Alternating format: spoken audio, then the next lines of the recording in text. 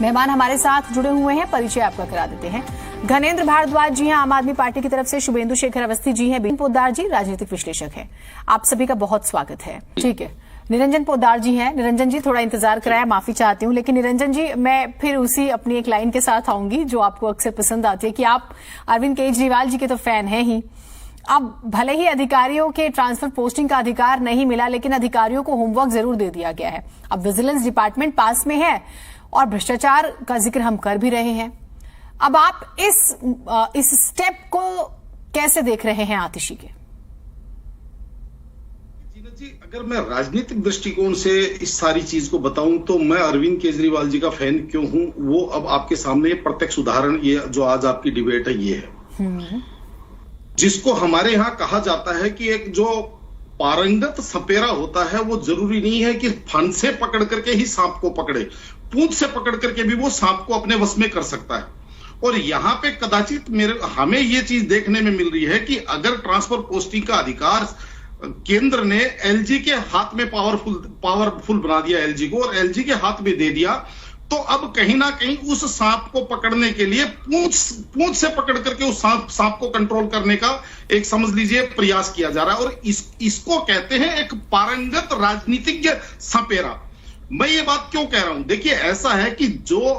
पहले दूसरी बात आपको मैं बताता हूं जीनत जी, वास्तविकता ये है कि जो ऊपर का भ्रष्टाचार है, यानी कि जो सचिवालय के अंदर बैठा हुआ भ्रष्टाचार है, या जो मुख्यमंत्री प्रधानमंत्री और उस मंत्रियों के लेवल का जो नहीं लगेगा। नहीं, अच्छा, समझ गई। जो बता रहा हूं, अब जो मैं कहना चाह रहा था कि जिस तरीके से जो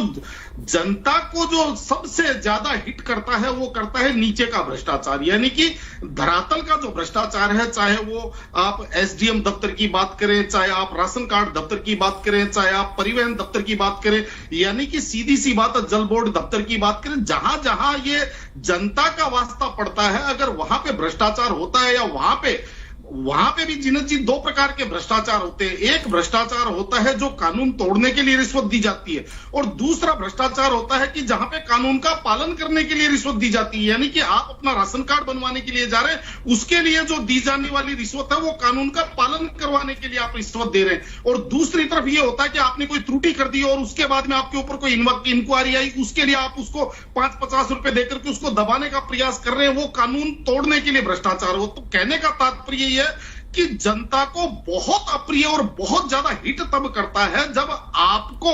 कानून का पालन करवाने के लिए आपको रिश्वत देनी पड़े, आपको अपनी जेब कटवानी पड़े, आपको ड्राइविंग लाइसेंस बनवाने के लिए आपके पास डॉक्यूमेंट पूरे हैं, आपके पास आप पूरा नियमावली के तहत आप सारे कार्य कर रहे हैं, लेकिन उसके बावजूद आपकी फाइल तब सरकेगी जब उसके ऊपर आप कुछ वजन डालेंगे। तो कहने का तात्पर्य ये है कि इस बार जो अरविंद केजरीवाल जी की सरकार में जिस तरीके से हमने देखा सौरभ भारद्वाज जी को हटा करके उनसे ये विभाग लेकर के सतर्कता और सेवा विभाग आतिशी जी को जब दिया गया था, तो मेरे को ये चीज समझ में नहीं आ रही थी कि क्या आतिशी जी को उन्होंने सौरभ जी से ज्यादा योग्य माना। लेकिन अब आज ये चीज महसूस हो रही है कि जितनी बड़ी बम वर्षक आतिशी जी इन मामलों में है, शायद हो सकता है सौरभ भारद्वाज जी उतना इसके अंदर कारगर साबित नहीं होते। और अब जिस तरीके से इन्होंने, जिसको कहते हैं कि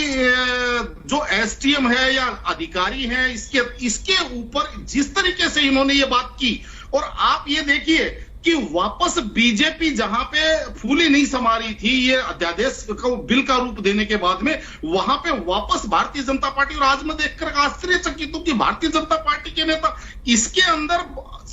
बिल्कुल आम आदमी पार्टी की पिच पे खेलना उन्होंने स्टार्ट कर दिया। जैसे अभी आपने अजय महावर जी का भी स्टेटमेंट सुनवाया, यहाँ पे शुभेंदु शेखर जी भी बात कर रहे हैं, तो आप ये देखिए शुभेंदु शेखर जी ने कितनी बात करी, लास्ट में उनको स्वागत भी करना पड़ा। तो कहने का तात्पर्य ये है कि अगर इस मुद्दे के ऊपर अगर वाद विवाद होगा तो कहीं ना कहीं मेरे हिसाब से राजनीतिक सहानुभूति अरविंद केजरीवाल जी आम आदमी पार्टी के पास निश्चित रूप से बनेगी। क्योंकि जनता का उससे वास्ता पड़ता है। और रही बात, देखिए यहाँ पे मैं जो बार बार क्यों कहता हूं कि आपने कहा अरविंद केजरीवाल जी के फैन है, मैं बार बार क्यों कहता हूं, देखिए जीनत जी, मैं बार बार ये बात कहता हूं कि भारतीय जनता पार्टी पूरे देश के अंदर जब राजनीति करने जाती है अपनी पिच पे विपक्षियों को खिलाने के लिए मजबूर करती है, लेकिन जब दिल्ली में आती है तो केंद्रीय नेतृत्व जो है इनको बार बार ऊपर कर देता है। जब भी दिल्ली भाजपा नीचे आती है वैसे ही केंद्रीय नेतृत्व इनको पलटी मरवा करके या समझ लीजिए रेफरी के माध्यम से इनको थोड़ा सा ऊपर कर दिया, इनको एडवांटेज दे दिया जाता है। लेकिन उसके बावजूद जो दिल्ली भारतीय जनता पार्टी है वो कहीं ना कहीं इनकी पिच पे आकर के पूरी तरह खेलना चालू कर देती है। और ये जो वर्तमान मुद्दा है, जिस तरीके से भ्रष्टाचार का मुद्दा, अगर इसके ऊपर अगर यही स्टैंड बीजेपी का रहा तो मेरे हिसाब से इनका दिल्ली के अंदर राजनीतिक नुकसान बहुत ज्यादा होने वाला है। आप ये कह रहे हैं कि इसका पॉलिटिकल बेनिफिट, आपने उसका जिक्र किया, एक और भ्रष्टाचार होता है वो रेडी पटरी वालों से, बेचारों से वसूली होती है। आजकल तो G20 के नाम पे और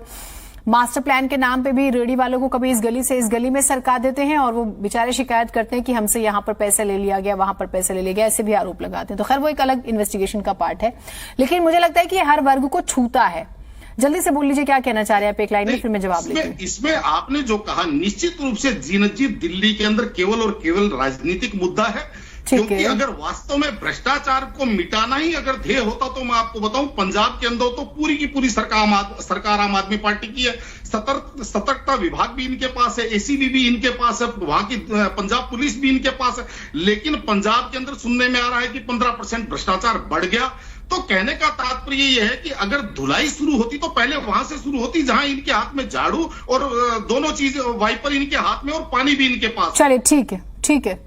निरंजन जी, दिल्ली वाले कहाँ हैं सर इस पूरे खेल तमाशे में? देखिए जीनत जी, निश्चित रूप से अगर आम आदमी पार्टी इसी पिच के ऊपर आगे बढ़ती है या यूं कहूं कि इसी गोल पोस्ट की तरफ अगर अपनी बॉल को ड्रिबलिंग करते हुए ले जाती है तो निश्चित रूप से दिल्ली वालों को कहीं ना कहीं लाभ होगा, निश्चित रूप से। क्योंकि जो निचले स्तर का जो भ्रष्टाचार है उसके ऊपर थोड़ा सा मेरे हिसाब से इस माहौल से भी अंकुश आएगा कि भाई अब जो है राजनीति इस भ्रष्टाचार पे जब आती है तो उसके ऊपर अंकुश आता है। लेकिन यहाँ पे एक हास्यास्पद बात मैं आपको बताना चाह रहा था कि अभी शुभेंदु शेखर जी कह रहे थे कि भाई हम हमारे लिए क्या, देखिए जीनत जी, ये पब्लिक है, सब जानती है, और जिसको कहते हैं राम राम जपना पराया माल अपना, ये तो शुभेंदु शेखर जी की बात है। और ये जो ज्ञानेंद्र भारद्वाज जी की बात है, तो मैं अभी आज विक्रम जी की बात देख करके मेरे को बहुत अच्छा लगा और मैं ये चाहता हूं कि भाई मेरी एक हार्दिक इच्छा है कि विक्रम जी इनसे एक परनोट जारी करवाएं कि शीला दीक्षित जी के ऊपर जो अरविंद जी ने आरोप लगाए थे सारे के सारे मिथ्या थे। शीला दीक्षित जी की सरकार बिल्कुल ईमानदार और नॉन करप्ट सरकार थी, लेकिन ज्ञानेंद्र भारद्वाज जी ने उसके ऊपर एक शब्द नहीं बोला। ठीक है, ठीक, बहुत शुक्रिया आप सभी का, आप लोग